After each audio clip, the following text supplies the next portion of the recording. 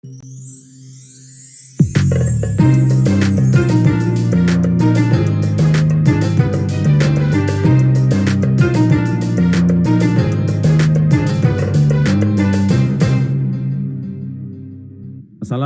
warahmatullahi wabarakatuh. Jamaah yang insya Allah dimuliakan oleh Allah. Ada seorang bapak, ada seorang ayah. Dia punya 3 orang anak. Kakak beradik mereka ini, karena ketiganya sudah beranjak usia mendekati dewasa. Kemudian bapak yang kaya raya ini, yang hebat, yang penuh dengan wawasan, ini bertanya kepada anak-anaknya. Pertanyaan kepada 3 anaknya itu sederhana. Apa yang akan kamu lakukan agar bapakmu ini menjadi orang yang bahagia? Kemudian anak yang pertama itu mengatakan, wahai ayah, aku suatu saat akan menjadi seorang pengusaha hebat, kemudian hartaku banyak, bisnisku kemana-mana, sehingga dengan harta yang banyak itu maka aku akan membahagiakanmu. Ini jawaban yang pertama. Kemudian anak yang kedua mengatakan, kalau besok aku kaya wahai ayahku, maka aku akan bangunkan engkau rumah yang mewah, rumah yang nyaman, rumah dengan harga miliaran. Aku belikan kau kendaraan yang mewah, sehingga ketika kamu akan kemana-mana, itu selesai karena semua fasilitas tercukupi. Ini jawaban anak yang kedua. Kemudian anak yang ketiga itu diam saja dia tidak langsung menjawab. Karena mendengar jawaban dari kakaknya yang pertama dan kakak yang kedua sudah hebat-hebat. Yang pertama ingin jadi pengusaha hebat, kemudian setelah kaya, maka dengan kekayaan itu akan menjadikan bapaknya itu bahagia. Lalu yang kedua bercita-cita ingin memberikan fasilitas penuh, berupa rumah yang mewah, mobil yang bagus, sehingga bapaknya itu terpenuhi segala kebutuhannya. Sehingga anak yang ketiga ini diam saja. Kemudian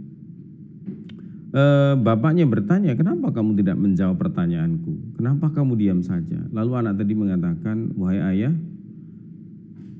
aku tidak punya jawaban sehebat kakak-kakakku tadi. Aku tidak bisa menjanjikanmu tentang harta kekayaan. Aku tidak pernah bisa menjanjikan tentang karir yang tinggi, karir yang hebat, tidak sama sekali. Maka aku khawatir kamu akan kecewa dengan jawabanku. Kemudian bapaknya bertanya, lalu apa sebenarnya jawabanmu? Kemudian anak tadi menjawab, cita-citaku hanya satu wahai ayahku. Sebenarnya aku hanya ingin mulai hari ini dan seterusnya, aku menjadi anak yang tidak pernah mengecewakan dirimu.